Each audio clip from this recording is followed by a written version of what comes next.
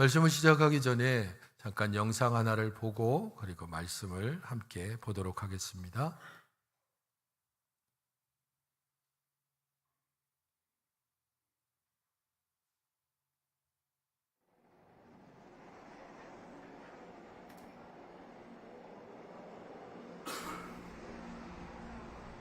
지하철 한 구석에서 우연히 만난 맨발의 노인은 예수의 피를 외치고 있었다. 나는 공로보다 예수의 피가 좋은데 예수의 피가 좋은데 아무도 듣지 않는 그 피를, 그 십자가를 외치고 있었다. 성도에서 장로를 가르치니 걸어가는 수저들아 예수를 알게 하셨네.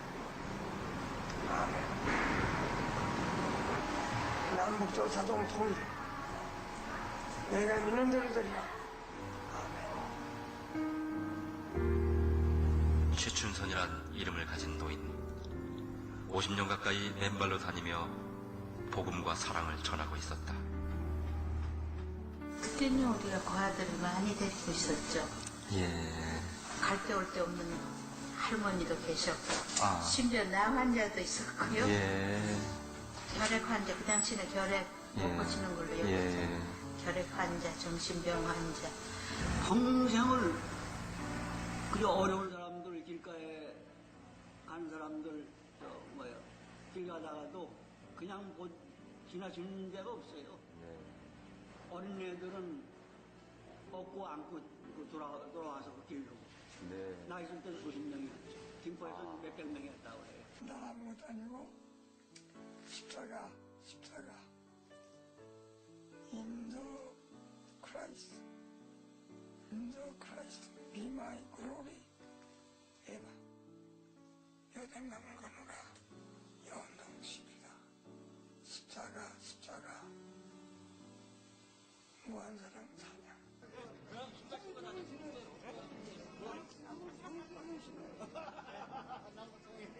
나 바빠요. 남북통일이 김정일이 가는 거지. 바빠.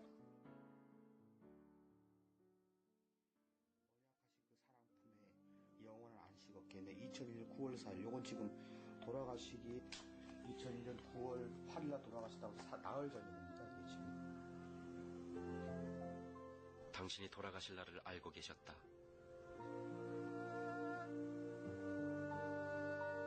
그 마지막 날엔 기어이 전도를 하러 나오셨다가 누추한 날을 만난 것이다. 그토록 사모하던 주님 품에 안기는 날이기에 기어이 맨발로 나섰던 것이다.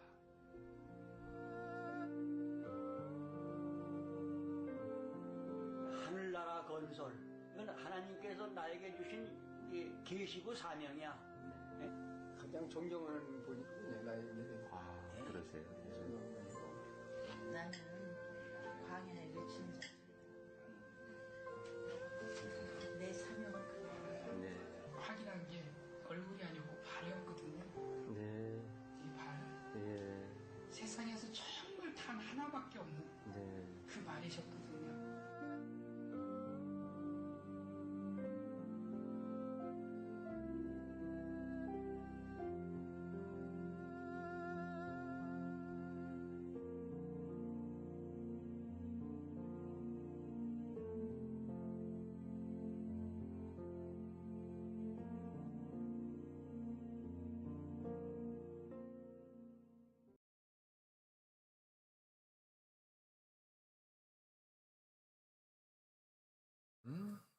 팔복 시리즈라고 하는 제목으로 해서 가난한 자는 복이 있나니라고 하는 그 제목으로 나왔던 영상 중에 일부입니다.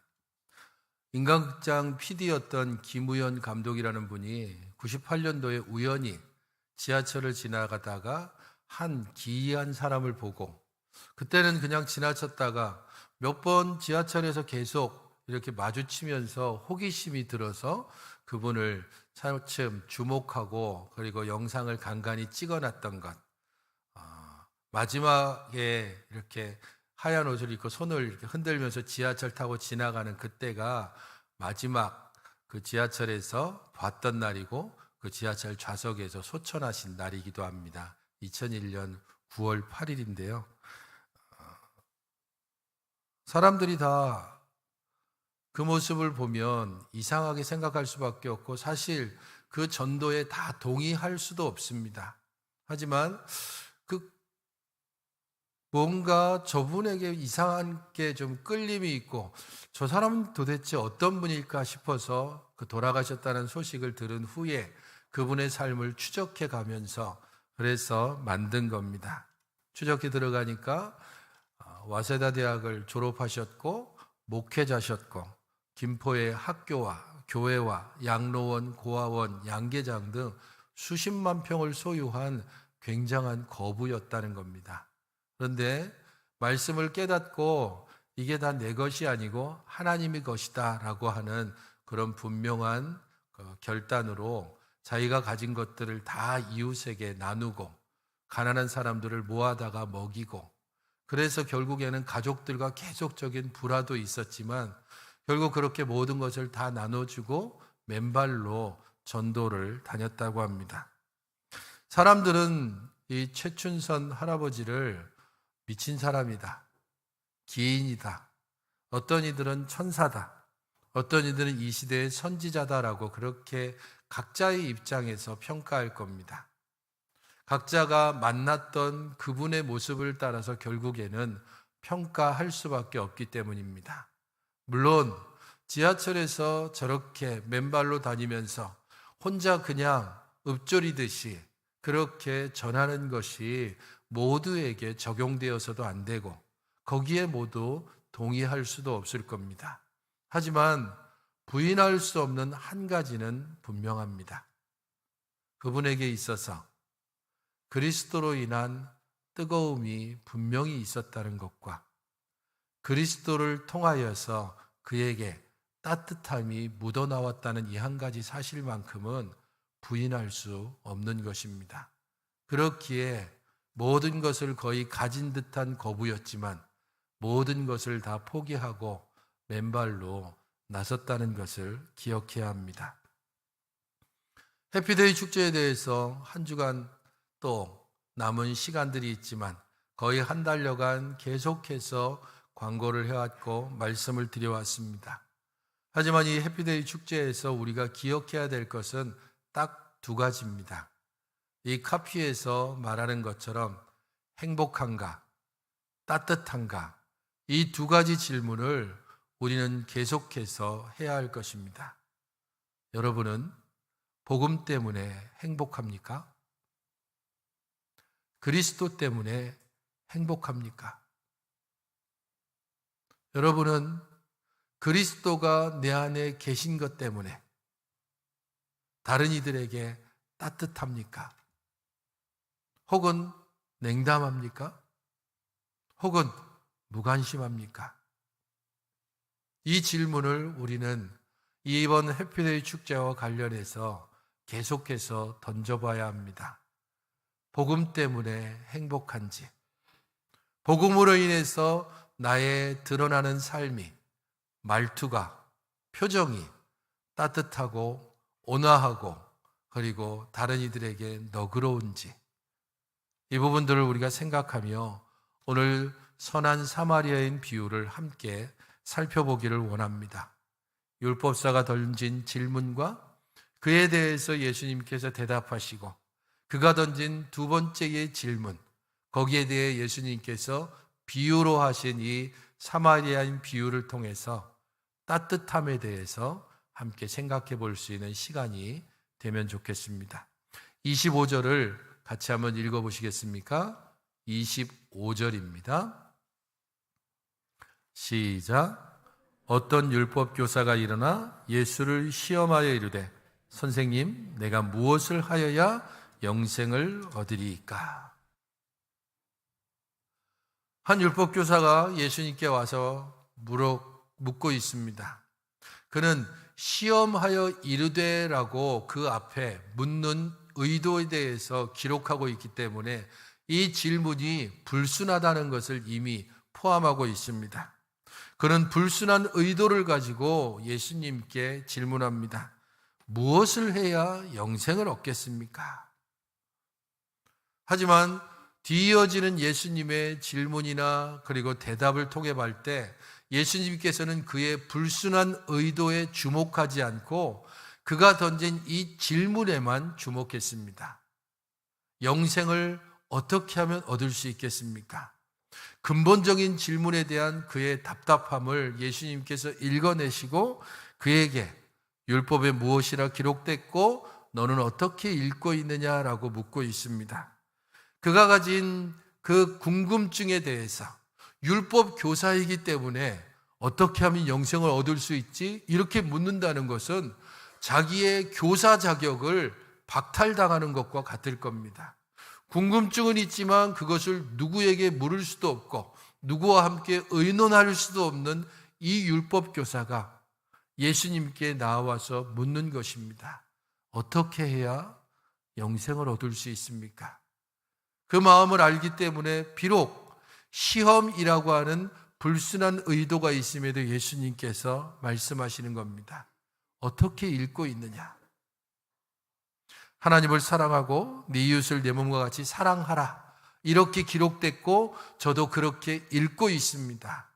율법사는 바르게 읽었고 바르게 대답했습니다. 그렇게 예수님께서는 어떤 다른 말도 없이 내 대답이 옳도다. 이를 행하라. 그러면 살리라 라고 말씀하십니다. 사실 여기까지 이 질문과 대답과 관련해서는 평범하기도 하고 아주 긍정적입니다. 그는 근본적인 질문을 던졌고 예수님께서는 이 근본적인 질문을 말씀을 가지고 분명한 대답을 주셨습니다. 문제는 그 다음입니다. 29절에 그 사람이 자기를 옳게 보이려고 예수께 여짜오되 그러면 내 이웃이 누구오니까? 바로 이 질문 때문에 비유가 나오고 예수님의 또 다른 질문이 이어지고 있습니다. 자기를 옳게 보이려고 하는 새로운 의도를 가지고 예수님께 율법교사가 질문했습니다. 이전의 질문이 자기의 궁극적인 근본적인 그 문제에 대한 해답을 주님께 구했다면 지금의 이 질문, 내 이웃은 누굽니까? 라고 하는 질문은 자기를 옳게 보이려고 하는 더 악의적인 생각이 그 안에 있었습니다. 나는 내 이웃에 대한 의무를 다하고 있습니다. 나는 내 이웃을 사랑했고 사랑하고 있고 앞으로도 사랑할 것입니다 라고 하는 일종의 교만한 마음이 이 질문 안에 함께 담겨져 있는 겁니다. 일반적으로 유대인들은 이웃에 대한 범위가 분명합니다. 가장 가까이는 자기의 가족, 조금 더 넓히면 자기의 친족, 그리고 가장 넓은 이웃의 범위가 혈통에 따라서 유대인들, 그들만이 이웃이고 이 이웃 외에는 모두가 다 이웃이 아닌 사람들, 곧 이방인입니다. 개와 돼지처럼 여기는 자들이고 하나님께서 지옥불을 뜨겁게 하기 위해서 불쏘시개로 쓰려고 만든 사람들, 그들을 이방인이라고 취급하고 있었습니다. 그들은 절대 이웃이 될 수 없는 사람들입니다. 그렇기 때문에 이것을 알고 있는 그가 예수님께 내 이웃은 누굽니까? 라고 질문을 던졌을 때 그에게는 두 가지 가능성이 있습니다. 예수님의 대답이 이웃의 범위를 제한해서 대답한다면 역시 내가 잘하고 있어 라고 하는 안도감에 들 것입니다. 하지만 만약에 예수님이 자기가 원하는 대답이 아니라 이웃의 범위를 동족을 넘어서서 많은 이방인들에게까지 확대한다면 역시 저 사람은 문제가 있어 라고 예수님을 떠나는 자기 나름대로의 분명한 그러한 판단 기준과 이미 결정까지 내려가 있는 질문입니다. 내 이웃은 누굽니까? 이 질문은 내게는 이웃도 있고 이웃이 아닌 사람도 있습니다라고 하는 분명한 장벽을 가지고서 하는 질문입니다. 나에게는 넘어가지 않을 선이 있습니다. 적어도 이 선 안에서 나는 행동할 것입니다라고 하는 분명한 자기 확증이 이 질문 안에 들어 있습니다. 그렇기 때문에 예수님께서 즉각적으로 대답하지 않고 비유를 가지고 말씀하는 겁니다. 예수님께서 이 비유를 하시는 이유는 분명합니다. 네가 대답하지 않았냐? 네가 율법 교사로서 어떻게 율법을 읽고 있는지 조금 전에 대답했지? 어떻게 읽고 있어? 하나님을 사랑하고 이웃을 내 몸과 같이 사랑하는 것입니다. 그래, 하나님을 정말 사랑한다면 너는 정말 이웃을 내 몸과 같이 사랑하고 있느냐? 네가 정말로 이웃을 이렇게 제한하는 게 진짜 맞을까? 하나님이 정말 이방인들은 지옥의 불쏘시개로 쓰려고 그렇게 만든 것일까? 아무짝에도 쓸모없어서 그냥 지옥불에 활활 탈 장작으로 저 걸어다니는 이방인들을 만들었을까? 이 질문을 던지기 위해서 비유를 하고 계십니다. 유대인들은 율법을 보면서 자기 생각을 분명히 했습니다. 이웃 사랑에 관련해서는 신명기에도 율법이 나오고 레위기에도 율법이 나옵니다. 한 곳은 이웃 사랑의 범위를 쉽게 말하면 5명이라고 제한합니다. 또 다른 한 곳은 이웃 사랑의 범위를 100명이라고 말합니다. 그러자 유대인들은 분명하게 선택했습니다. 내 이웃의 범위를 무엇으로 선택했을까요? 5명으로 제한하는 이 법을 선택한 겁니다. 성도 여러분, 우리가 성경을 보는 것들이 때때로 이런 경우들이 있습니다. 내가 유리한 대로, 내가 보고 싶은 것을, 내가 취하고 싶은 내용으로 5이 있고 100이 있다면, 그게 만약에 금이라면, 돈이라면, 보석이라면 과연 5개를 취하고 100을 버릴까요? 과연 그게 건강이라면, 내 외모와 관련된 거라면, 혹은 나의 배경이 되어줄 것과 관련된 거라면 100을 버리고 5을 취할 사람이 있겠습니까? 그런데 이웃입니다. 내가 섬기고 내가 관계를 맺어야 되고 내가 함께 어우러져야 될 이웃에 대해서 이야기할 때에 그때는 100을 버리고 5을 택했습니다. 그리고 거기에 만족하면서 이렇게 묻고 있는 겁니다. 내 이웃은 누굽니까? 예수님께서 사마리안 비유로 말씀하십니다. 강도 만난 자가 있다. 그는 옷을 빼앗겼고 거의 죽을 만큼 폭력을 당했고 버려졌다. 마침 거기에 제사장과 레위인이 지나가고 있었다. 그리고 그들의 행동에 대해서 이렇게 표현합니다.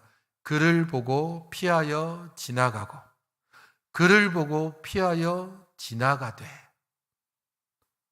당연히 제사장과 레위인이면 강도 만난 자를 도와줄 것이다라고 생각했는데 보고 피하고 지나갔습니다. 특별히 여기에서 그를 보았다라고 하는 이 단어는 상호 교감을 가지는 단어입니다. 이건 뭘 말하냐 하면 내가 보고 그도 보았다는 뜻입니다.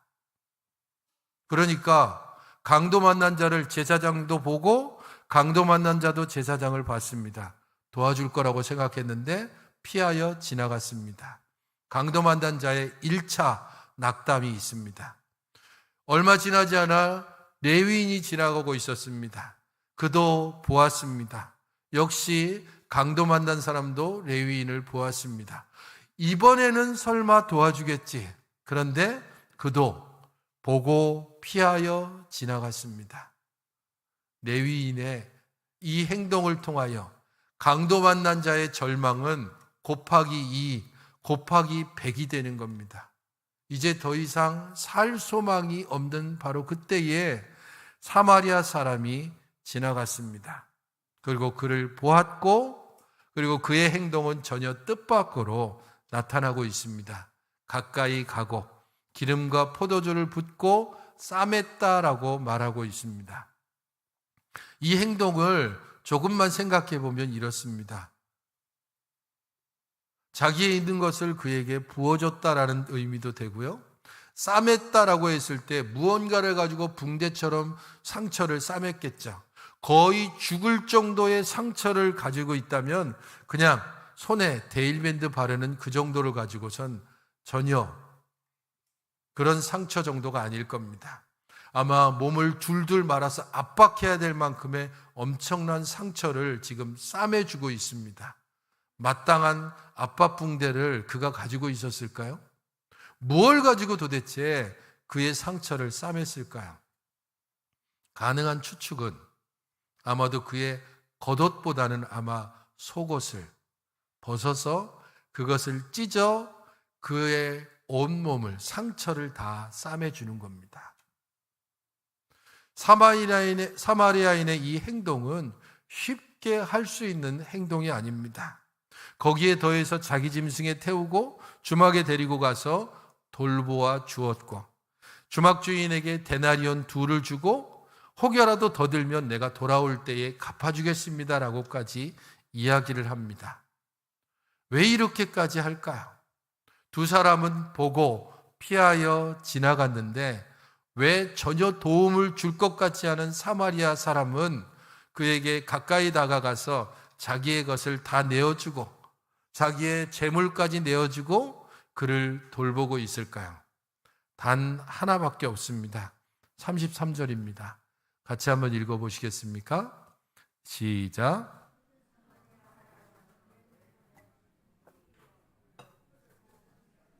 그를 보고 불쌍히 여겨. 이거 하나밖에 없습니다. 불쌍히 여겨. 이 단어는 자비, 연민, 사랑 이렇게 번역이 되지만 원래 이 단어의 의미는 내장 혹은 창자라는 뜻이 있습니다. 그를 보자 자기의 창자가, 자기의 내장이 반응하는 겁니다. 흔히 이거를 우리가 일반적으로 표현할 때 애가 끓는다라고, 애간장이 탄다라고 할 때 쓰는 단어입니다.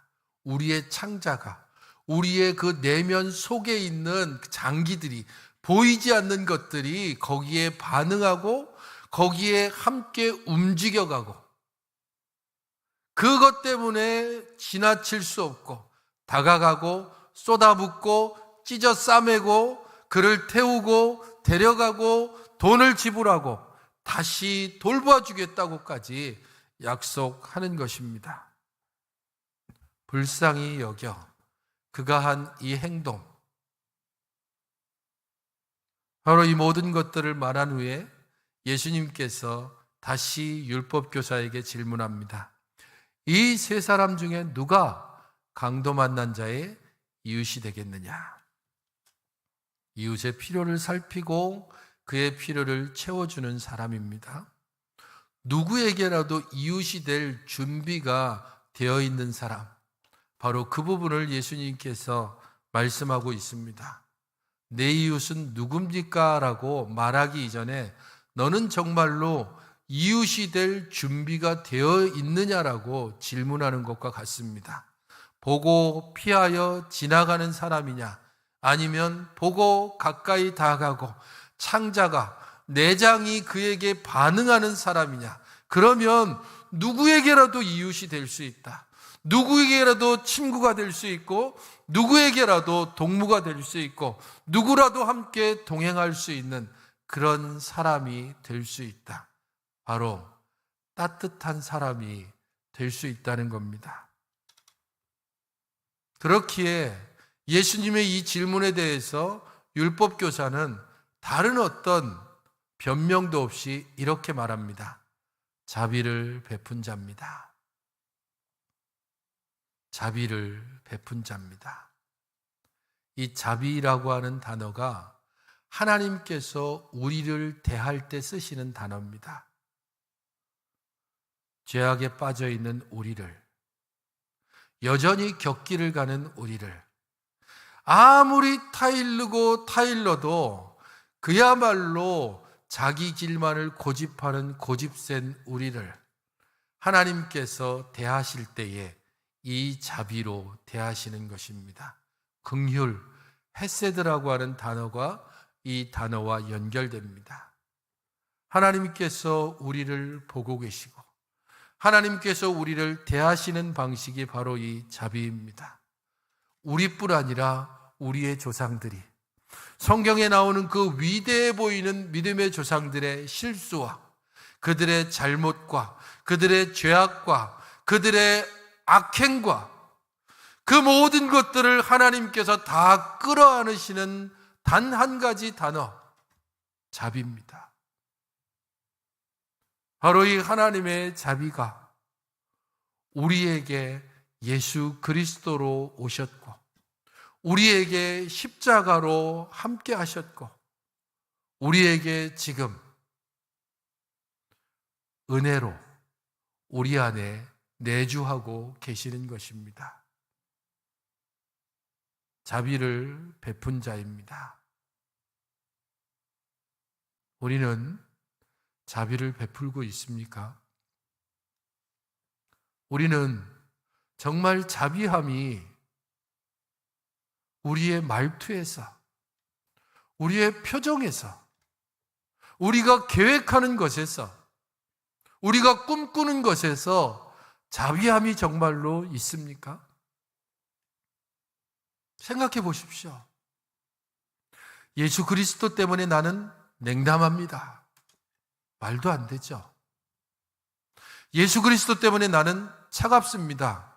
택도 없는 말입니다. 예수님 때문에 나는 무관심합니다. 예수님 때문에 나는 힘이 다 빠져버렸습니다. 예수님 때문에 나는 피곤합니다. 예수님 때문에 나는 귀찮아 죽겠습니다. 정말 그렇겠습니까? 예수님 때문에 나는 그 뒤에 어울리는 말들이 어떤 것일까요? 따뜻함, 온화함, 자비, 온유함, 친절함, 부드러움, 뜨거움, 열정, 그런 것들이 당연히 어울리지 않겠습니까? 그런데 우리는 왜 어울리지 않는 단어를 그리스도와 함께 달고 다닐까요? 왜 우리는 그리스도와 전혀 어울리지 않는 그런 행동을 너무도 자연스럽게 하고 있을까요? 그리스도가 우리 안에 없습니까? 주의 은혜가 부족합니까? 주의 사랑이 모자랍니까?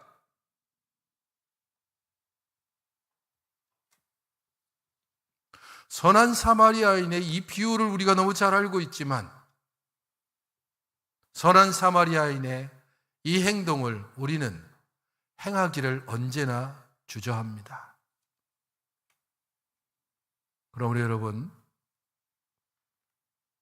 해피데이 축제를 앞두고 있는, 아니 그냥 우리 그리스도로 말미암아 구원받고 그리스도로 말미암아 성도라 부르심을 입은 우리들이 우리의 일상 가운데서 마땅히 이 선한 사마리아인을 생각할 때마다 내 마음에 정말로 따뜻함이 있을까? 내 말투에서 정말로 부드러움이 있을까? 내 행동에서 정말 자비함이 나타나고 있을까? 이것을 생각하며 나를 다시 한번 돌아볼 수 있으면 좋겠습니다. 많은 화가들이 선한 사마리아인의 이 비유를 그림으로 그렸습니다. 그런데 이 그림 중에서 특별히 오늘은 렘브란트의 그림 2개를 여러분들에게 소개해드리고자 합니다. 네덜란드의 예술의 황금시대를 열었던 17세기의 위대한 화가였던 렘브란트, 빛과 어두움의 마술사라고 불렸던 렘브란트는 이 사마리아인 비유를 보면서 자기 나름대로의 해석을 가지고 그림 2개를 그렸습니다. 첫 번째 그림을 한번 보여주시겠습니까?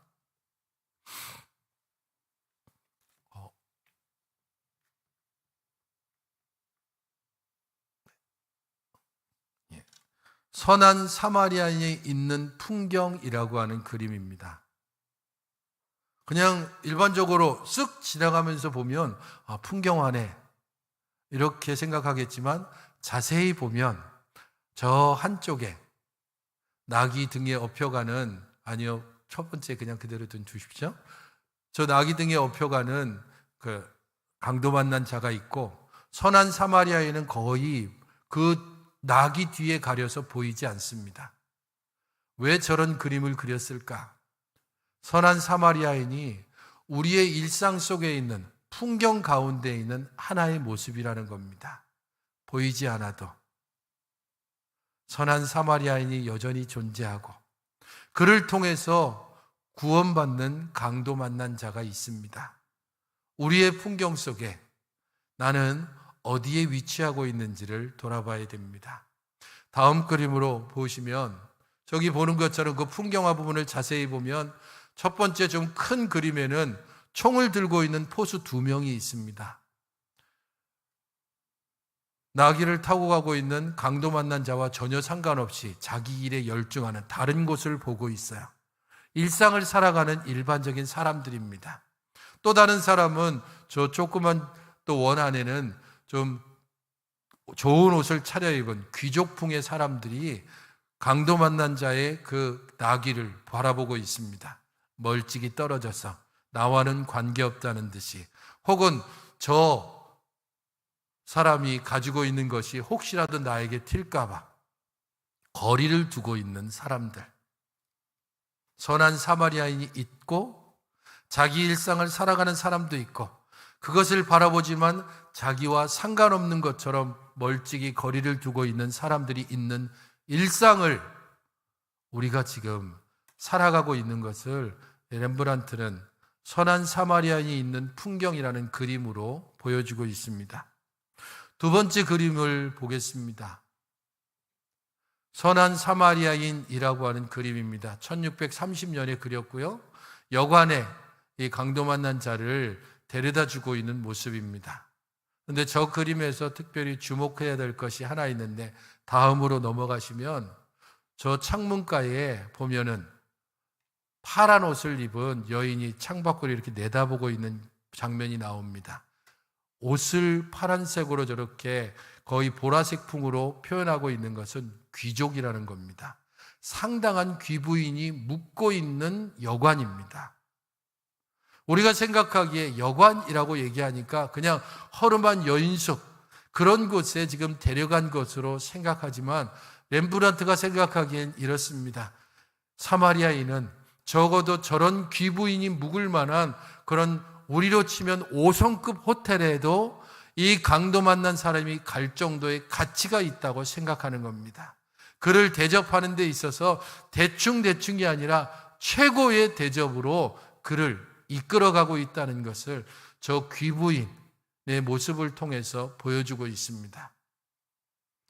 그는 이 그림을 그린 후에 3년이 지난 다음에 똑같은 그림을 판화로 한 번 더 만들었습니다. 다음으로 보시면 똑같은 그림을 판화로 만들었어요. 그런데 자세히 보시면 그림에 변화가 있습니다. 보이십니까? 다음으로 넘어가시면 개가 한 마리 그려져 있어요. 근데 똥개입니다. 똥을 싸고 있는 개를 거기 그려놨어요. 사람들이 다양하게 왜 저 똥개를, 더더군다나 똥을 싸고 있는 개를 똑같은 그림의 판화로 그려놨을까? 여러 해석이 있지만 가장 선호하는 해석은 이런 겁니다. 왜 선한 사마리아인이 그 선한 행위를 했을까? 왜 그는 자기 것을 다 포기하면서까지 강도 만난 사람을 도와줬을까? 저 똥 싸는 똥개가 그것을 해석해주고 있습니다. 그것은 특별한 행동이 아닙니다. 위대한 결심과 결단도 아닙니다. 똥 마려운 강아지가 똥 싸듯이 자연스러운 생리 현상입니다. 그리스도를 안다면, 그리스도를 고백한다면, 하나님의 자비를 경험했다면, 하나님의 자비를 우리가 정말로 들었다면, 그것을 우리가 느끼고 있다면, 아주 작은 부분이라도 하나님의 자비를 우리가 경험하고 살아갔다면, 생리 현상처럼 너무도 자연스럽게 도움을 필요로 하는 이웃이 되어주는 것이 마땅하다. 바로 그것을 설명해 주기 위해서 3년이 지난 뒤에 다시 새로운 그림을 그렸다고 보는 겁니다. 성도 여러분,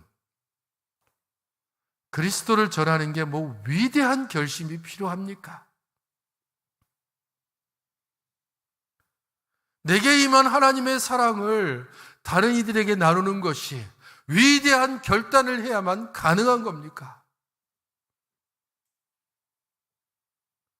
자연스럽게 아침에 일어나서 화장실을 가듯이, 배고프면 밥을 먹듯이, 졸리면 잠을 자듯이 하나님의 자비가 우리 가운데 흘러왔으니 자연스럽게 우리의 삶에서 자비가 흘러나오는 것이고, 하나님의 은혜가 우리 가운데 임했기에 우리도 은혜로 다른 사람들을 대하는 것이고, 하나님이 거저 주셨기 때문에 우리도 자연스럽게 거저 주는 게 마땅하고 마땅한 겁니다.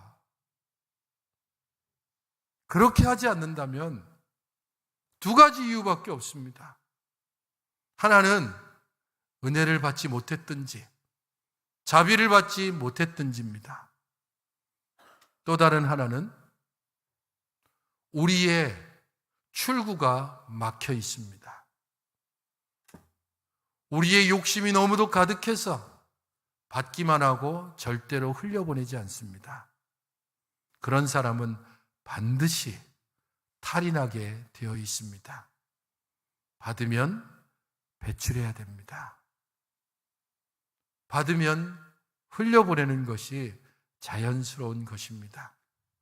하나님의 따뜻함이 우리에게 임했기에 우리가 따뜻함으로 우리의 이웃을 대하는 것이 마땅합니다. 하나님의 자비가 우리에게 임했기에 우리가 자비로 우리의 이웃을 대하는 것이 너무도 마땅합니다. 이 한 주간 특별 새벽 기도에 함께 여러분들 나와서 기도할 때마다 하나님, 자연스럽게 살게 해주십시오.